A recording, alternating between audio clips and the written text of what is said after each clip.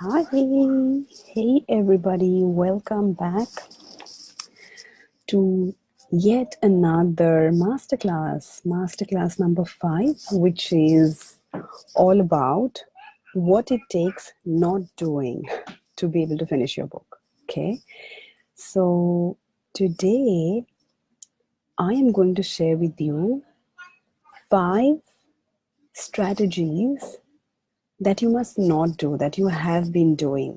The 5 things that are stopping you from from finishing your book, the 5 obstacles which you are constantly working towards, which if you stop is instantly going to progress you on your book writing journey. So give me a hell yes if that's important to you, if you could do with finishing your manuscript. By the way, if you're watching me live, please say hello in the comments. It is so much fun when I know who's the human on the other side. And if you're watching this as a replay, then trust me, get your hands on the keyboard, because today is so full of golden nuggets. I'm saying this myself, but it is gold. So take notes, just like transcribe or, just summarize whatever it is that you're getting. It just helps others and we can have a conversation about it, right? Like I can understand it, lets me know how you're perceiving it, what you're taking out of it, right? So give me a second and I'm just going to share this.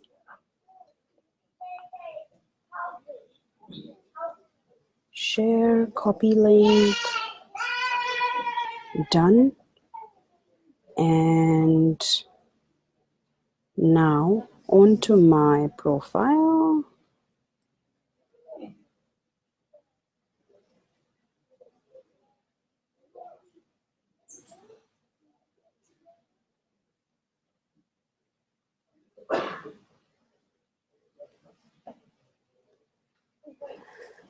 Rightio. So we've done that. And give me one more second. I am going to just share the masterclass in the event. Masterclass. Right? So then those who have, so people share.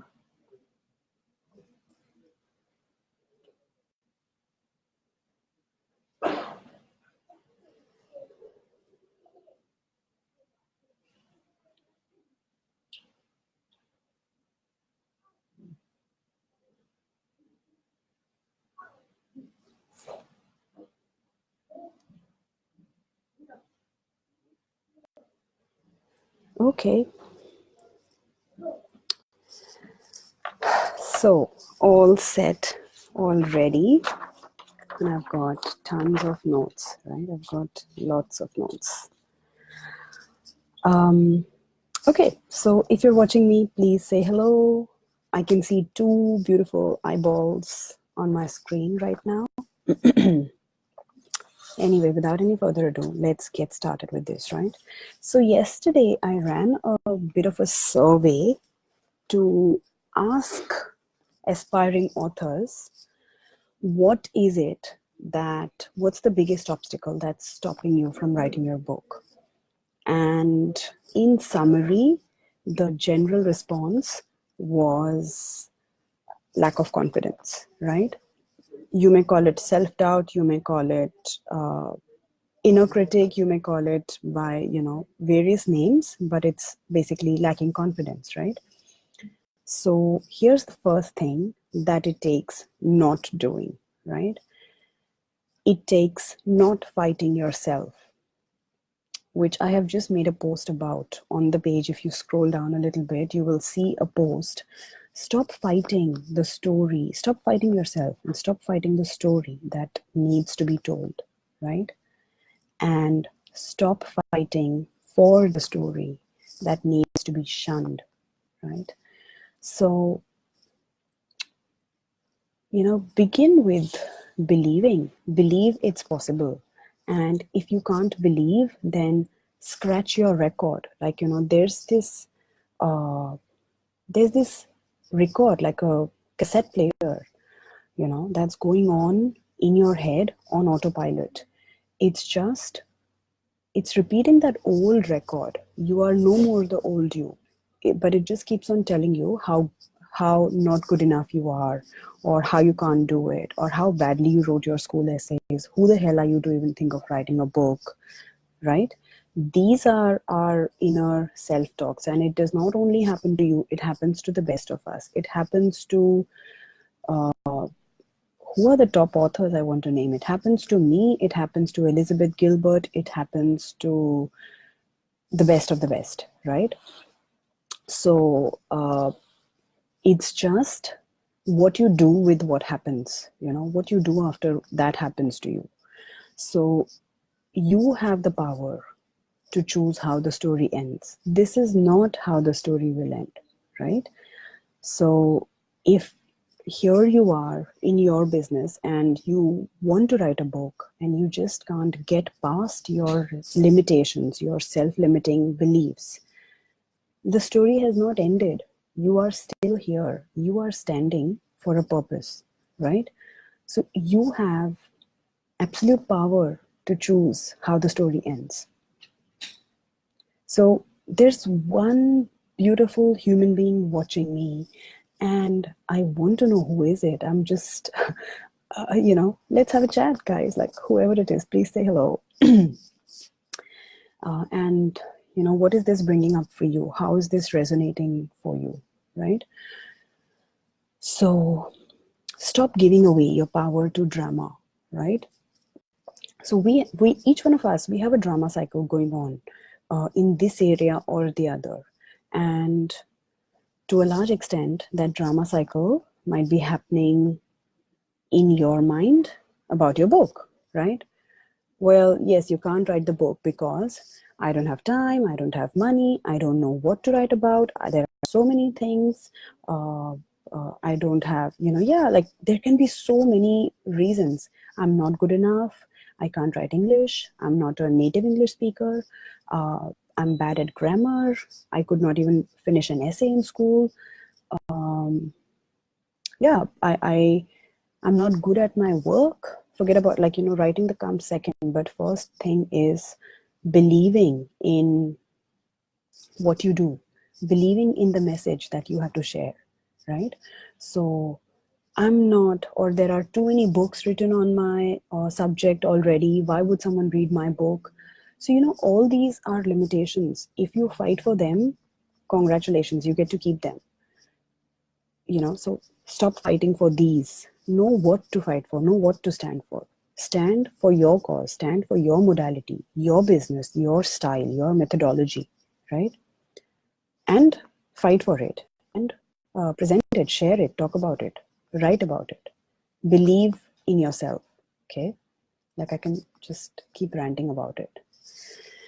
Now, so stop vocalizing. Basically, stop vocalizing your limitations, right? When you are chatting with a friend, no matter how close they are you talking about your limitations? Are you verbalizing? Are you giving your tongue the permission to verbalize, to voice it out? Does your mouth have the permission? I had not thought I'm going to say something like this, but it's coming, right? Does your mouth have the permission to verbalize your limitations?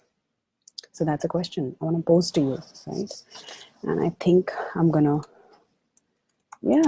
does your mouth have your full permission to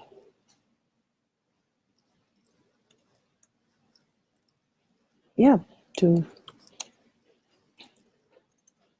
vocalize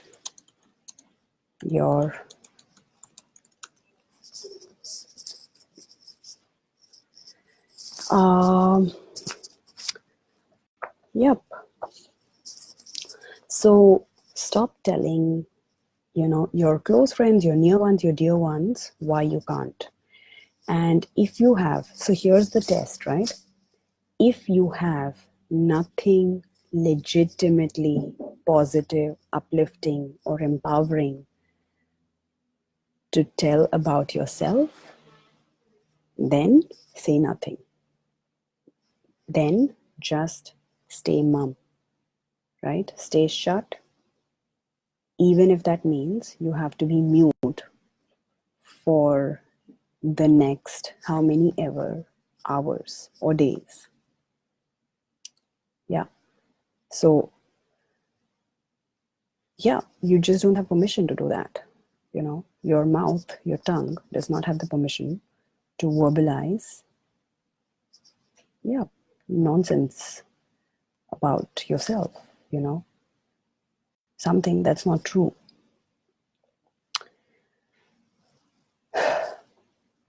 That's a very big one. Like it's kind of shaking me as well. It's not that I'm perfect. We all do this, but this revolution needs to begin sooner than later.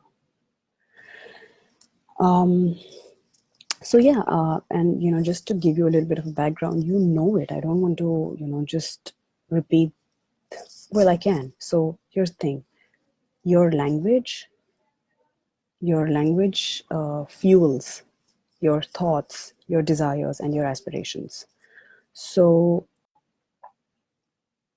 be, absolutely like speak your words with volition. Choose your words and choose your, even the words that you don't speak, choose your inner words, your self-talk with volition, right? So what it takes not doing, number one, is not partaking in the drama, right? If the mind wants to create the drama, if the ego is trying to create the drama, your higher self can check out of it. I'm not doing drama, right? So that was number one.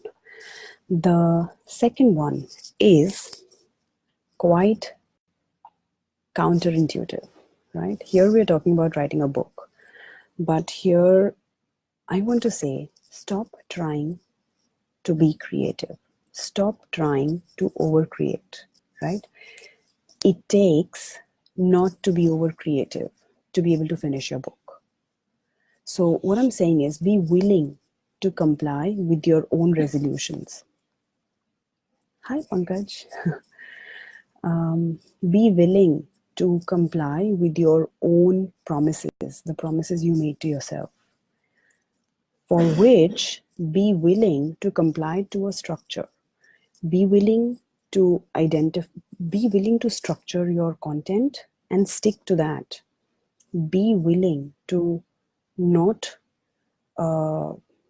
not wanting to constantly add fancy variety creativity to your book, because that all it does is make your book a never ending project. And what good is a book in your secret drive, in your secret folder, in your passion projects, pending projects folder on your computer? It might as well get finished imperfectly with one topic missing, you know, but be in the hands of a reader, right? And when you're writing a book on a topic, every day that you allow yourself the flexibility to keep on inserting topics under topics and topics and topics, every day your mind will give you a new shiny object, a new topic to insert into the skeleton. So at that point, it takes not being flexible enough to, to cooperate with your whims and fancies.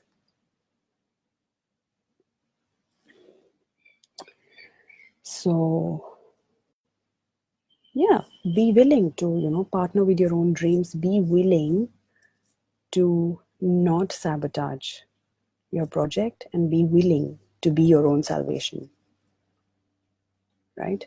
Lock the structure, because flexibility is a huge trap. Okay. So that's the second one. For a change, stop being creative. Okay. The third one, and this is, this is where a lot of people actually struggle. So you think you are not able to write a book because you lack confidence, but it's not that. You are not able to finish your book because you lack alignment, because what you want to share and teach is good stuff. It's legitimate, it's pure advice, it's like, wisdom, right? But there's this side of you which is not living by that wisdom. So if there's that gap, you're never going to be able to finish your book, because as much as, even if you think you can fake it, your conscience will not allow you to. So just stop talking and start being what you're trying to teach them. And as much as I would want to say start writing, but the moment you start being, the writing is going to just flow out of you. It's going to happen as a bonus byproduct, right? Because when you're doing something, there is no other way than to tell people the truth. And then telling the truth is so easy because you're doing it, because you're living it, right? Especially when it comes to mindset stuff. Are you living by it, or are you just preaching positivity? So that's the third one, right? Yeah, so stop preaching what you think you should be doing, like, what you think you should be telling people. Instead, start doing, and if you want to, in fact, tell people what you are doing, for which you have to first be proud of what you're doing. So for which you have to first do it, right? So whether it's business, health, fitness, massage, grief, mindset, marketing, social media, anything, whatever is your modality, whatever is your niche, your methodology, your system, follow it, live by it.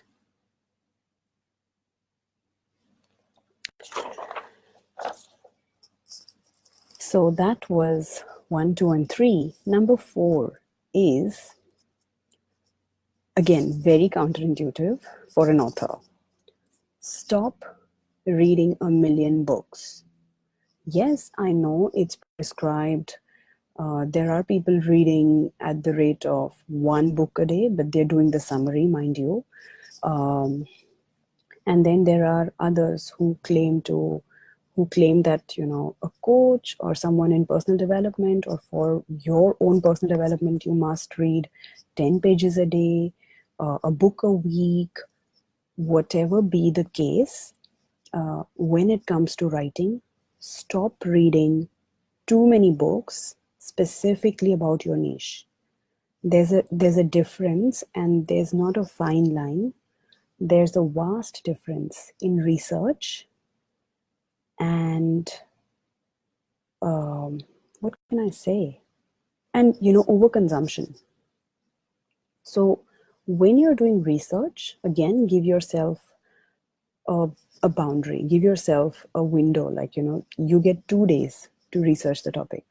You get like 7 days to research, right? During those 7 days, visit the library, download books, listen to ebooks, audiobooks, search the index. You don't have to go into the depth of everything, but like get a feel of their book indices, and see what the world is talking about, what the experts in this industry are talking about, and is your message aligned?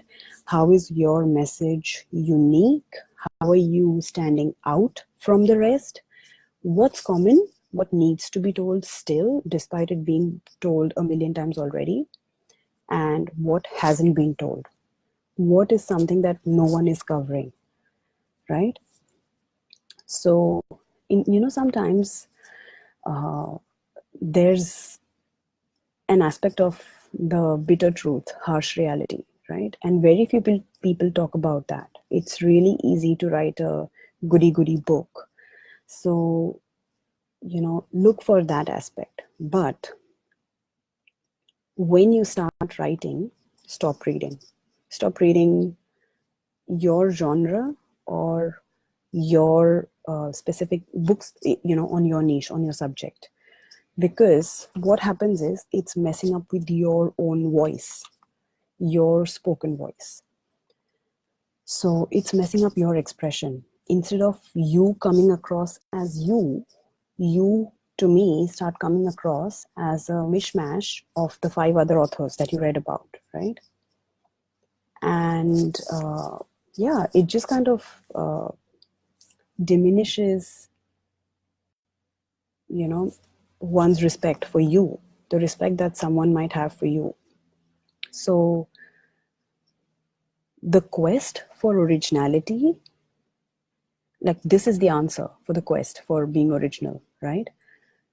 How can you be original if you give yourself enough silence and enough time and space to express yourself, to listen to your inner voice and bring it out, rather than constantly be consuming other people's information?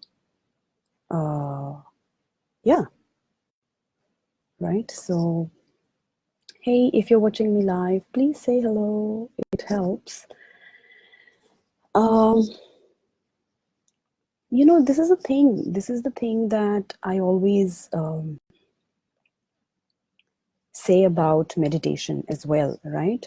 Yes, guided meditations are a great place if your mental chatter is too loud and you need an external guidance to shush it and to calm it down, so you can be present with yourself. You can start to listen to your own thoughts, your inner voice, your inner guide rather than your inner critic, right?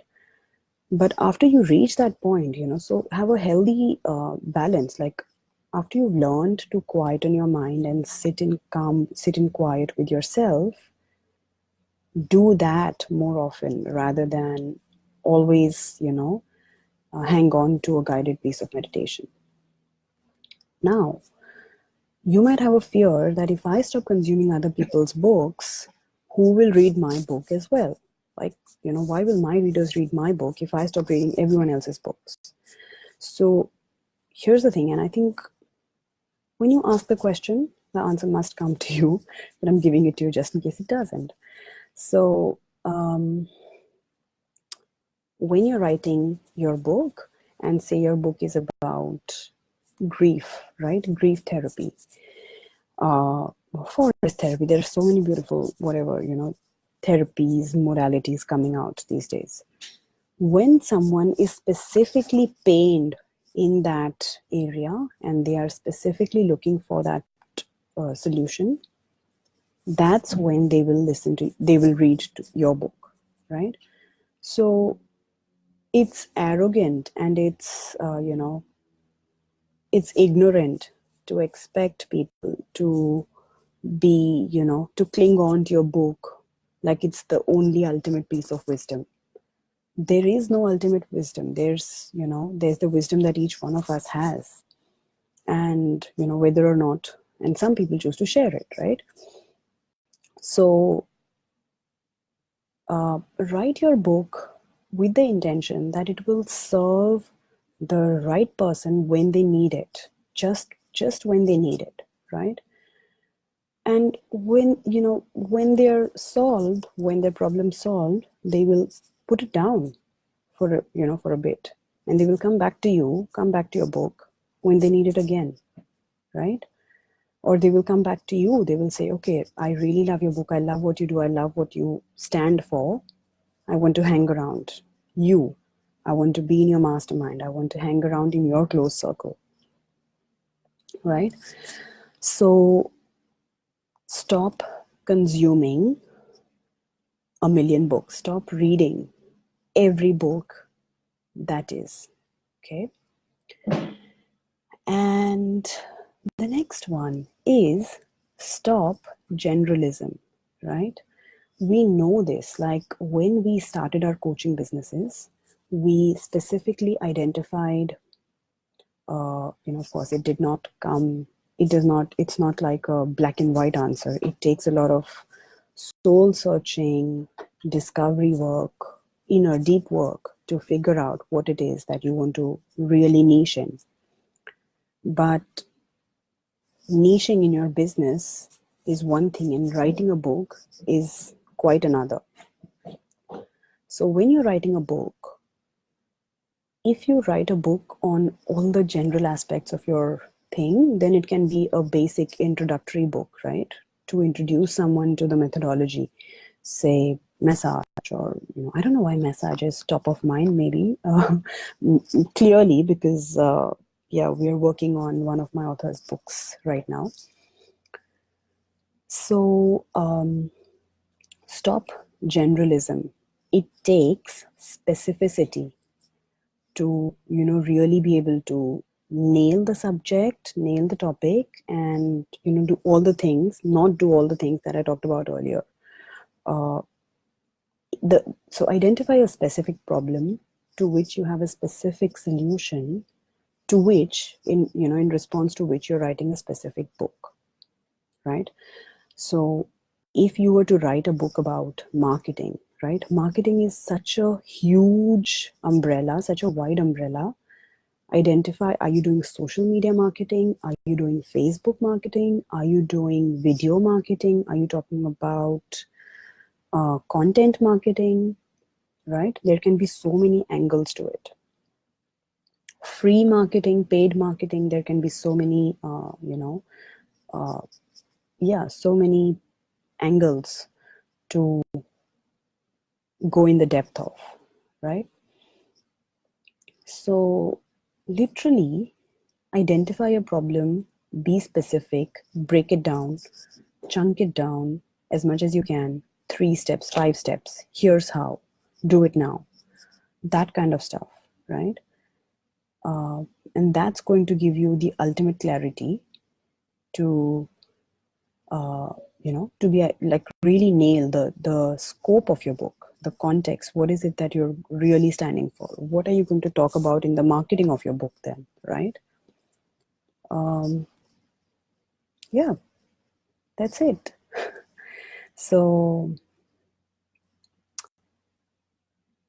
I can see someone live, and just let me know if you have any questions. Otherwise, I don't want to just, drag the class for too long. I'm going to hang in here for a couple of minutes. If you have any questions, if you have any thoughts, otherwise, you can watch the replay. And this has been fun, talking about it. So if you're doing any of the 5 things that is stopping you from writing your book, then stop doing that now. And the 5 things that I talked about in the video earlier, it takes not doing them to be able to finish your book, right? So let me know in the comments if you'd like to, if you're inclined that way, which are the strategies that you are doing which is stopping you from writing your book, and what's your commitment to yourself for all of September, which we have in front of us, right, ahead of us. So that's it. I will see you again tomorrow in another Facebook Live, but also in yet very powerful masterclass next week, Wednesday. Hey Purva. Purva, you must watch this video from the beginning. It was great, but now it's time to say goodbye. Okay. Bye for now.